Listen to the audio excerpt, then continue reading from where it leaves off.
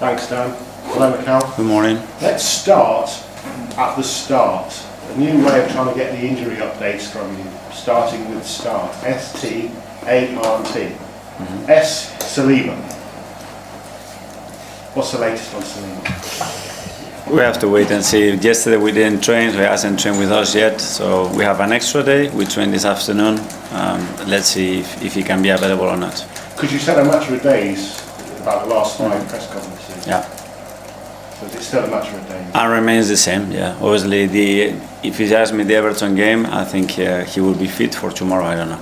Okay. T. Second letter. Timber. Timber again depends how he feels today. Because he was looking okay ahead of the Bruges game. So a good chance? It was a knock that he picked and he wasn't feeling comfortable. So yeah, again I think it's a matter of days, but whether it's tomorrow or not, we will see. Okay, next letter's A. That's going to be a long start. A stands for and, because there's always an and when it comes to injury news at A for Arsenal. So R. Rice. How's Declan? Let's see how it is today. Obviously he was ill. That's an illness. Normally in a few days he gets resolved, but we have to wait how far he can push. Okay, and another T to end with. Trossard. How's Leo? Again, another one that it's a matter of days. Sounds boring, but it's the reality, so we don't know, and if it's available for how long. We haven't started because we've got. We don't have the S at the end, no? We've got absolutely nowhere. What? Okay. Big question mark still at the end of it. Yeah, okay. Impressive game in midweek to bounce back after Villa. Important to keep that momentum going. For sure, yeah. After any defeat, you want to put it right straight away. We certainly did that and put ourselves in a great position in the Champions League. And now it's about Wolves focusing back on the Premier League.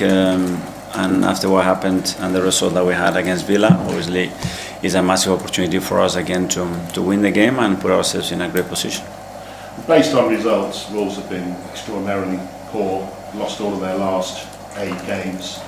You'd be expected to take 3 points tomorrow. Is there a danger of maybe a bit of apathy around the fans and even the players? Always, in any Premier League match, and especially against a team that obviously is fighting against results. I know the manager really well and how he's going to push and get the players ready to do that. So from our side, we're going to go full gas from the beginning because we know what we have to do. If you're a team that is hoping to win the Premier League, do you have to beat Wolves?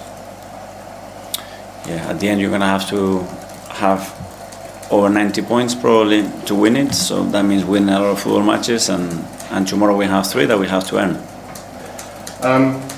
In recent weeks you've had a draw at Stamford Bridge, you beat Tottenham and you beat Brentford. But obviously you've lost 2 of the last 5. Obviously big defensive injuries as well. So because of that, partly because of that, the table based on form, so the last 5, the table is based on form, you'd be 7th, not even in the top 6. Is that good enough? When? The form table for the last 5 games, given those problems you've had and the results you've had, still you've only won 2 in 5. Yeah, hopefully tomorrow will change. We win tomorrow and then it's a different one, and then in the last one we are the best, or in the last 2 or in the last 3. So we try to win every game, and that's the only thing that we can do in terms of being as consistent as possible. All right, finally for me, it's about time we revisited the supercomputer. We love the Opta supercomputer. It's been a while. Surprise me. Villa, chances of winning the Premier League 6%. City, 20%. Arsenal, 72%. Is that in the last 5 games or in? I'm just asking. Since the start. Since the start till the end. Yeah. Okay. Is that right? Is that about right? Do you think? I don't know. The computer says it was same that the computer said the last 5 games or the next 5 games. I don't know. The only thing that we can do is increase the probability of winning the next match by doing the things that we do really well and preparing the best possible way. For me, that's the end. Thank you. Thank you so much. New day from the Premier League. Arteta, ahead of your fixture against Wolves. Oh, let me grab the mic. Thanks. Thank you. That's all right. Hi, Tessa. Ahead of your fixture against Wolves, some might say this is a game that Arsenal should control quite comfortably on paper. How do you guard against complacency? Well, showing them the team that they are, and talking about Villa, the game that they had against Villa a few weeks ago, and understanding that a team in that position obviously have to react and have to show their teeth, and that's a very dangerous thing, especially in this league when every team obviously it has the quality that they have. So from our side, that's not going to happen. At the start of the season, it felt like Arsenal was very dominant at scoring goals from set pieces, but your last 11 Premier League goals have come from open play. What do you put that shift down to?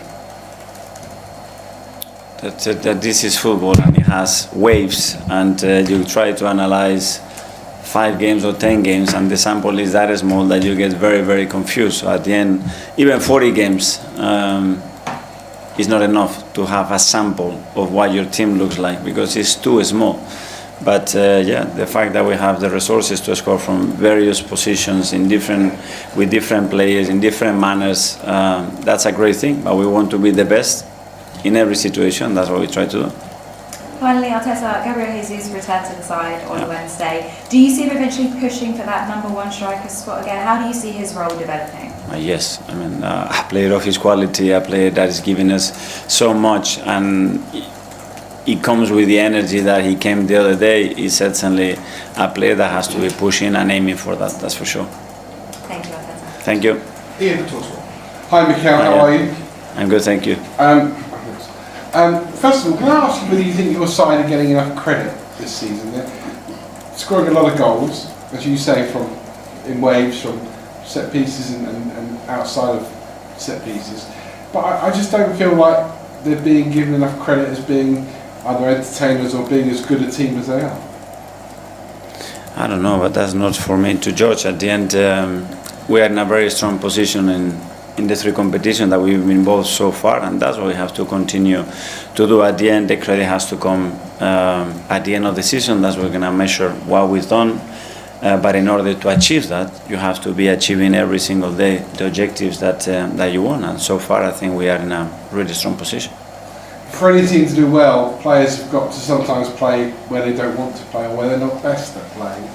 Did we see that the other night with Christian Norgard? Because I've only ever known him as a central midfielder, yet the other night he played centre half and probably could do that for you a lot more this season now.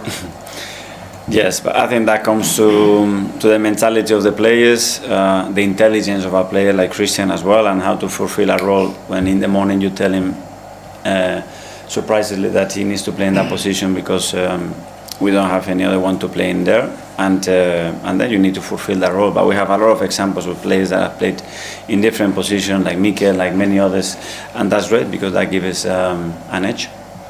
How much are you personally enjoying this season? I mean, your opposite number, Rob Edwards, who you know well, is probably not having a very good start to his career at Wolves, obviously. But how much are you actually enjoying this season, enjoying your team play and enjoying the lack of pressure on your shoulders? The lack of pressure. For the first part, I do enjoy. I do enjoy it a lot because of the people that is around us and how we live everybody together. Obviously, winning a lot helps because that's a different profession when you win or you lose. And yeah, I feel privileged to be where I am and keep going. Last one, the supercomputer thinks you're going to win the Premier League. Most people have seen you win 6 Is that the same supercomputer or a different one? There's only one. There's only one. Supercomputer thinks you're going to win the Premier League. Everyone who's seen you win 6 out of 6 thinks you're going to win the Champions League. You're in the quarterfinals of the League Cup and you start with Pompey away in the FA Cup. Is it a quadruple on? What is on is the 3 points of tomorrow, and I think that's enough for my supercomputer in my brain. Okay? Thank you. Hi, Mikel. When Victor came in, he's obviously come from a very different league and he's a very different profile of centre forward to what perhaps you've had in more recent seasons. If I may ask around, and if you could explain how, when a player like that arrives, do you have to adapt to a player like that, and how much is it the player has to adapt to a different style and system? I think that 2 things have to emerge. I think we have to put the player in the best possible condition to explode and fulfill his potential. and there are certain things that within the role, in the manner that we play, has to be fulfilled, and that's a combination of both. And then it's not only that. I think more importantly is the connections and the players around him at the end.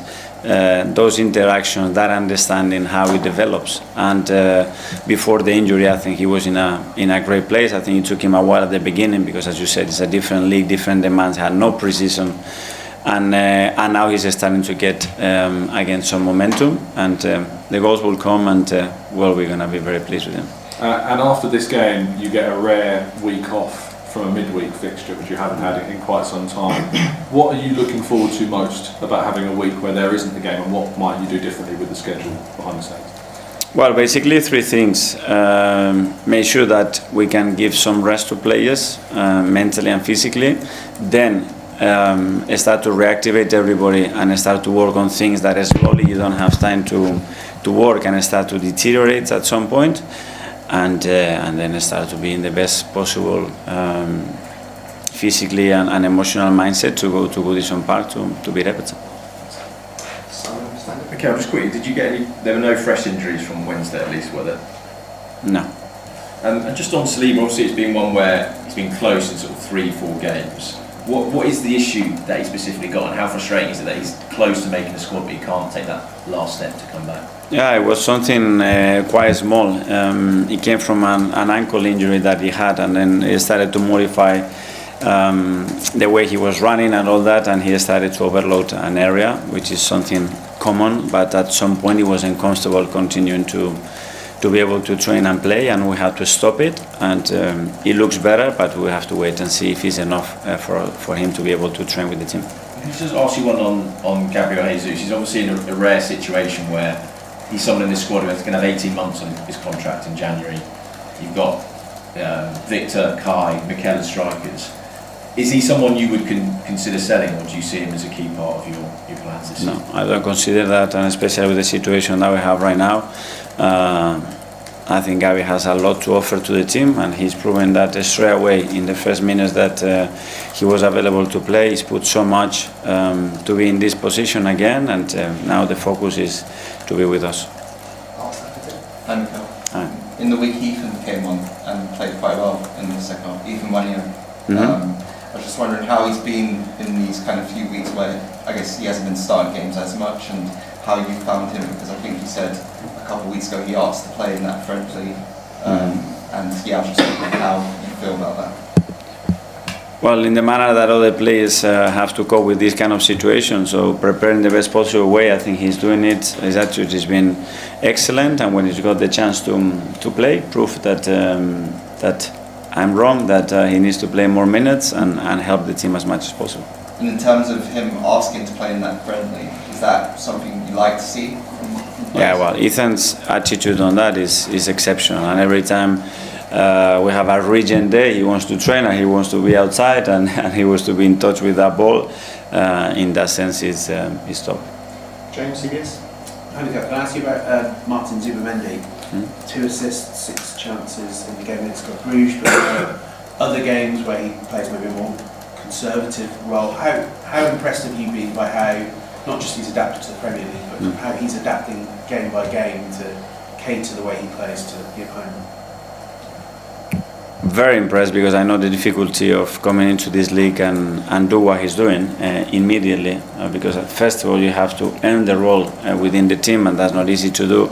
Then it's a different way of playing, a different league, but as you say, the variety of actions and involvements that he has in the game is exceptional. His defending metrics are incredible, and I had no doubt that he could produce that, but this is the Premier League, and you have to prove it. And then attacking wise as well, the highs that he takes, position he takes, the way he's opened up teams in many ways, his goal threat, the capacity to assist, he's improved on set pieces as well, and he has a lot to improve in that area as well. So it's a player that is never going to be satisfied. You can tell him and praise individually, never enough. He's never satisfied with his performance, but that's what it makes him as well so good.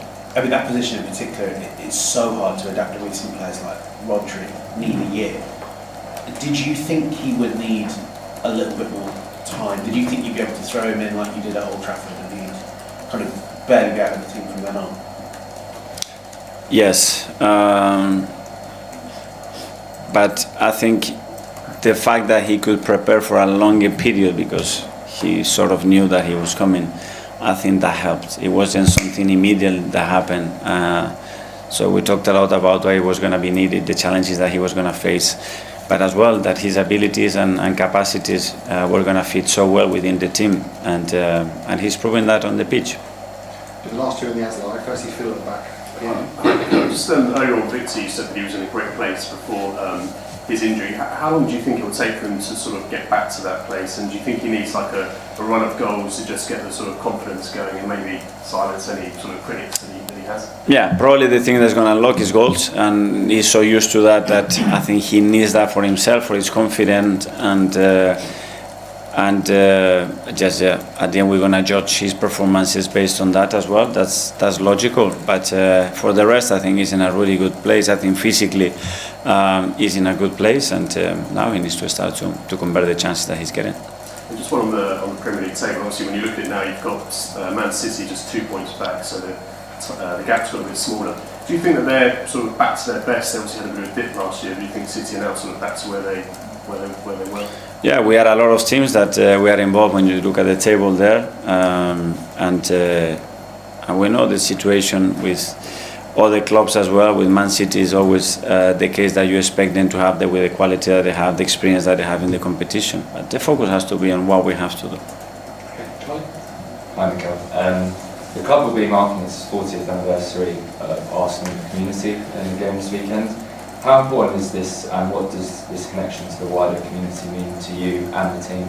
Yeah, that's something remarkable, probably amazing, and the moment that the club started to do that, probably could never imagine where we're going to be 40 years later.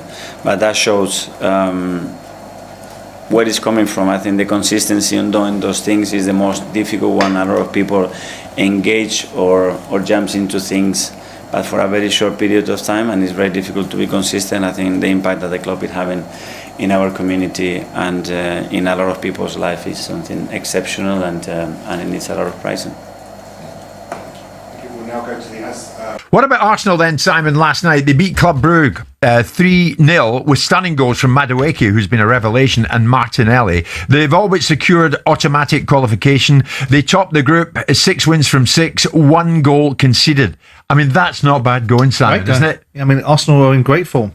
Yeah. You know, they've got a great squad of players. They're operating at a high level. He's got an ability to rest the Ezes, put them on the bench, take the Declan Rices out of the squad full stop. They don't have the 2 centre-backs. So all of these things are good. And ultimately, they've qualified from the Champions League. Now they put themselves in a situation where they've gone into the groups qualifying stages, or into the knockout stages, albeit, there's some mathematical equations that could change that, but it's not going to, is it? Sure. The bottom line is they've done great, and I mean, I would have expected them to beat Club Brugge because they're not a strong opposition, but expecting someone to do it and going and doing a professional job, are 2 different things, and they've done it, and well played to them. I was at the Champions League final in Paris years ago when Arsenal came up short on the night against Henrik Larsson in Barcelona.